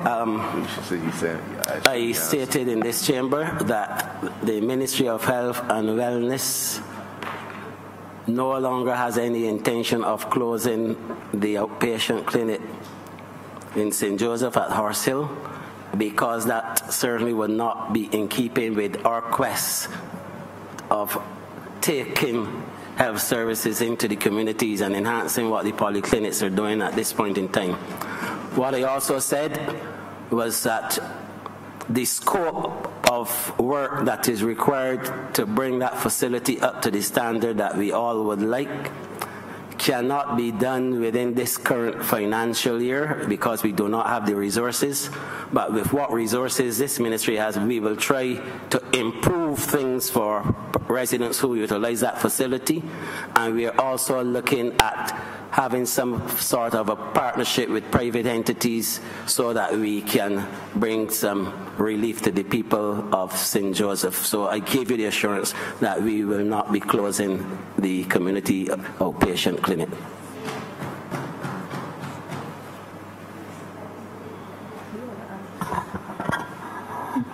please answer the other question briefly that he wanted to hear again with respect to the wait outside of the polyclinic and the rain and the wind and the sun? Yes, we did discuss that issue during our site visit, and I know that the honourable member for St. Joseph and his team certainly have a proposal to be able to do something about it, but we were awaiting word from the Ministry of Housing in terms of being able to do what was required, and that word has come through that we can proceed. So we would proceed collaboratively in that area to the benefit of the people of St. Joseph. Honourable member for St. Peter. Thank you very much, Madam Chair. I want to ask a question of the chair of the Queen Elizabeth Hospital, and well, it relates to the QEH head, but it arises out of what I consider to be I don't know if the word malicious is allowed in the chamber, but a report from that is in the Nation today. I remember the chair of the QEH to say last week that there was going to be rationalization, but not this mass layoffs at the QEH. In the Nation today, there is reference to a number of people being laid off and increased 115, and there's going to be this substantial increase in heart attacks, or what the medical people call myocardial infractions. Fartions. Okay, I'm an accountant, so let me stick to accounts. So let me say heart attacks. The challenge, I'm really wanting to find out from the chair of the QEH if she can restate what she said last week, because it is apparent to me that the spokesperson for the opposition, who is quoted in today's Nation, didn't get it right. I'm not referring to the leader of the opposition. I'm just referring to one of his spokespersons. And just to set the record clear, because I know when there are these rumors going around, it impacts, and I'm speaking as a Minister of Labour as well, it impacts morale, it impacts service delivery, and service delivery at a hospital is critical. So I would want the chair, through you, Madam Chair, I would like the chair of the QEH to respond to that, and if necessary, repeat what she would have said last Friday in this honourable chamber. Honourable member, thank you, Madam Chair. I know I'm not the chair of the QEH, but I'm not going to leave the QEH out on a limb as the Minister of Health and Wellness. Let me state first and foremost that I recognize one opposition spokesman, and that is the leader of the opposition who is in this chamber. But to answer the question, because I saw it in the newspaper, let me make it abundantly clear to the people of Barbados that at no time in all of the discussions relating to the birth program has the government of Barbados, through the Ministry of Health and Wellness, issued any instructions about retrenchment at the Queen Elizabeth Hospital. Let me make that abundantly clear. Let me make it abundantly clear that far from retrenchment, that this government has sought to enhance the capacity of the QEH to be able to execute its mandate. And I don't know why something like that would occur, but let me just set the record straight that was not a decision taken by the Ministry of Health or the government of Barbados, if there is such a decision. Thank you very much, Honourable Member for St. Peter. I think last week this question would have come up on whether or not there was a magic number as to the number of persons we were going to be sending home, and I was at pains to point out that at the hospital is a very interesting institution where there are areas of shortages, for instance, physicians, nurses, physiotherapists. We heard earlier about one oncologist. There's one interventional cardiologist. So there are areas of the hospital where there are clearly significant gaps in service delivery. We also recognize, as the government is pursuing a policy of digitization and digital transformation of the institution, that over time we recognize there may be areas that we're able to achieve increased efficiency through the use of technology. So we would expect that there are going to be some areas of the hospital, as we expand our use of technology, that we're going to be in a position to deliver services better with less.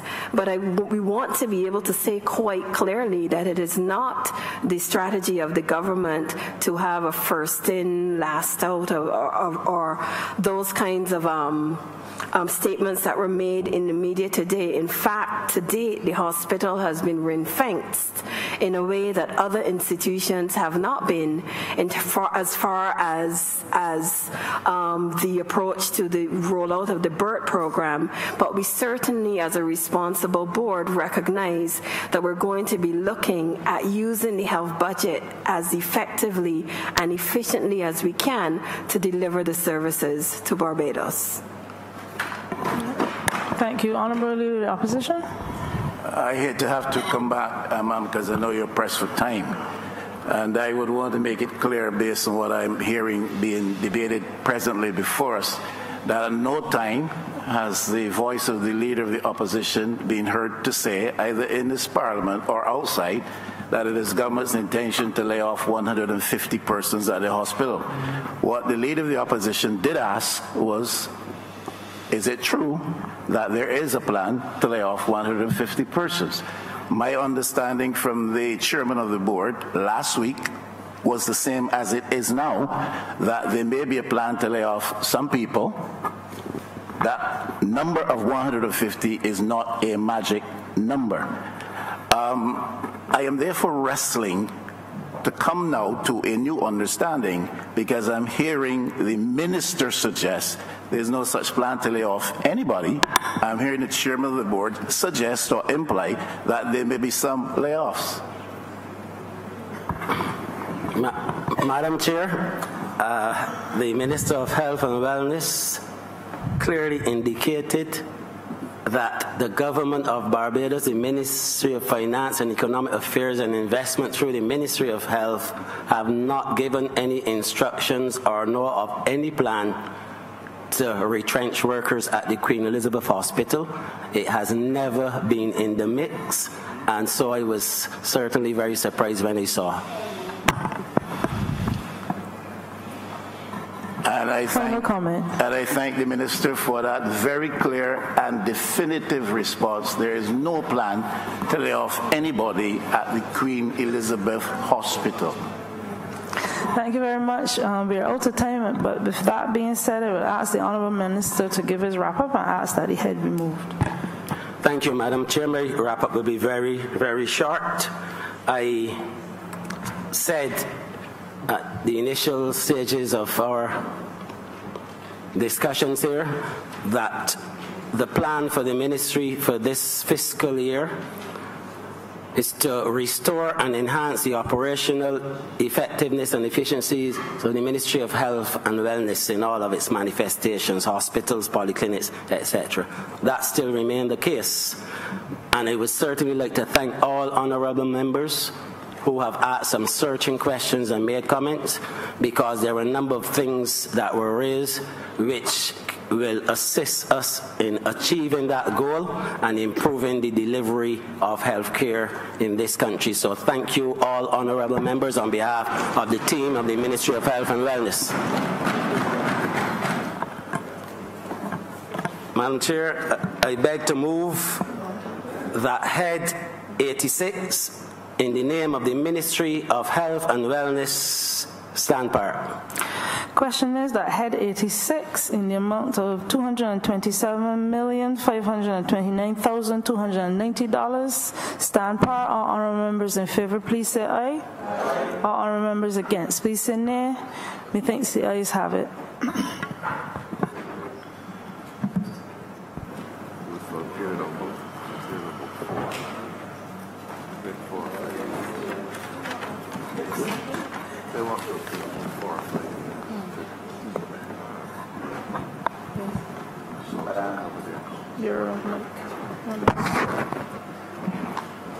Madam Chair, I beg to move that this House be report progress to beg to move report progress to His Honor the Speaker and ask for leave to sit again. Yeah. Question is, I now report to the Honourable Speaker progress and ask for leave to sit again. All honourable members in favour, please say aye. All honourable members against, please say nay.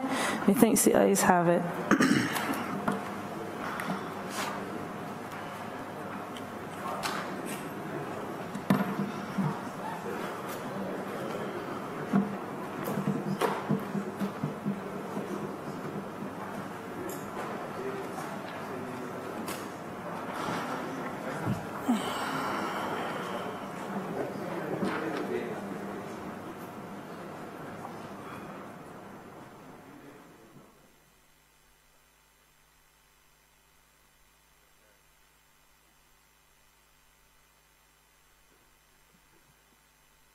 Chairman of committees have reported progress and ask to leave for sit again. Mr. Deputy Speaker, I beg to move that this Honourable House be suspended for lunch and until we'll resume at 2:30. 2:30? Yeah. The question is that this House be suspended for lunch until 2:30 p.m. this afternoon. All the members in favour say aye. Those against say no. Methinks the ayes have it. This House is now suspended until 2:30 today.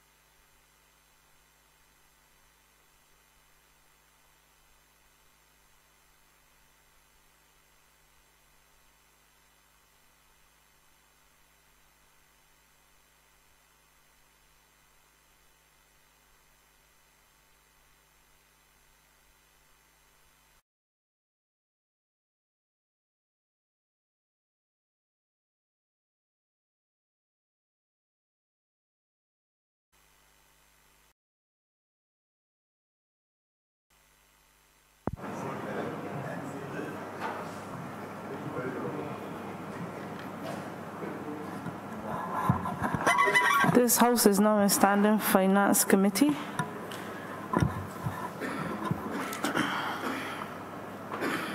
Head 39, Ministry of Industry. Ministry of International Business and Industry, in the amount of $14,947,575.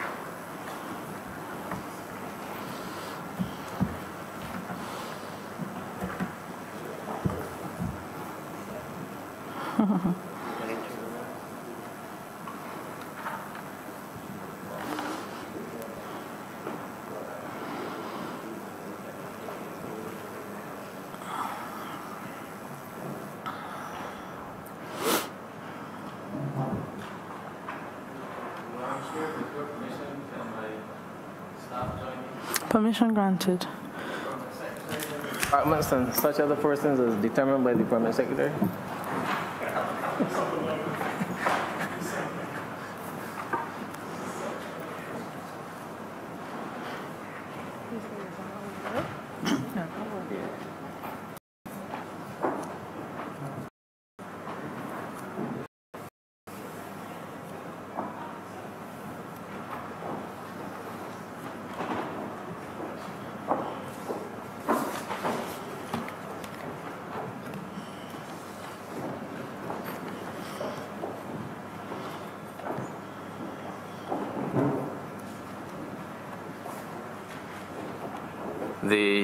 Our corporate legislation, and in a very, very short time. That must have been the product of hard work, long days, and late nights, and I compliment him and them for that. However, it cannot be left to be the legacy of the minister or his team that he brought us into the good books of the OECD or EU or any such international institution or entity. Legacy must go beyond that.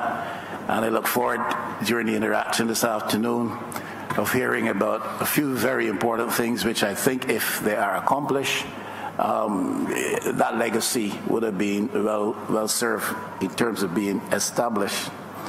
I think, and the minister intimated that in his opening remarks, the opportunity is there, and indeed the obligation is there to reset the platform for manufacturing in Barbados.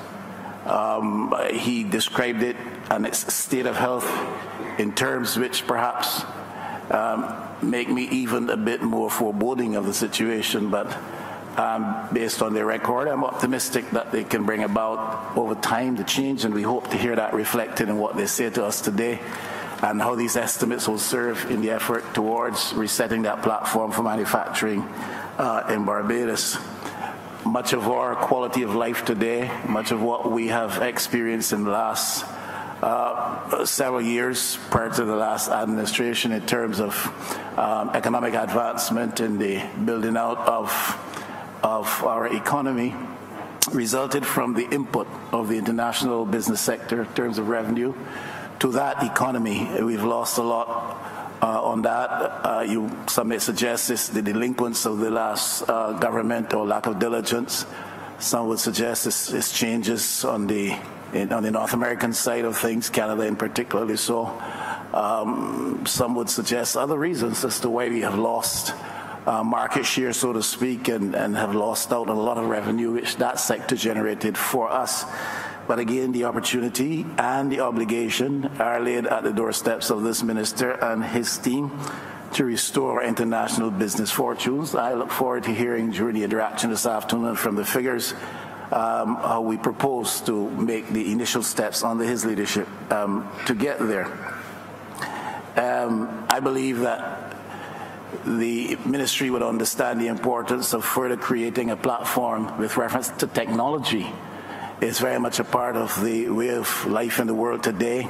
When it comes to international business sector, it's extremely important, and there are areas with respect to the input and the contribution of technology as one of the drivers to the sector that we have yet to fully embrace and to explore.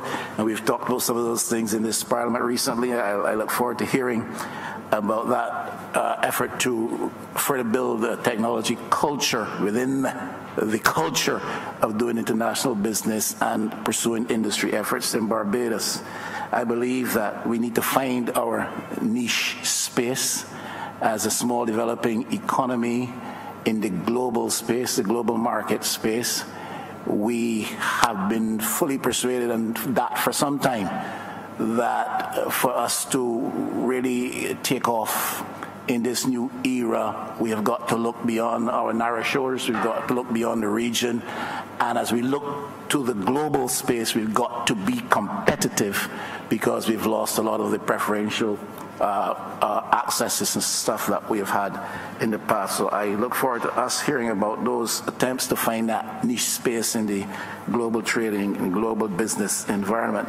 And then, of course, the last thing perhaps I'd mention at the outset is that to which the Minister referred, and I look forward to hearing about this national industrial policy and the features which will be prominent in the outlay of that and how they will be rolled out. And thank you, ma'am.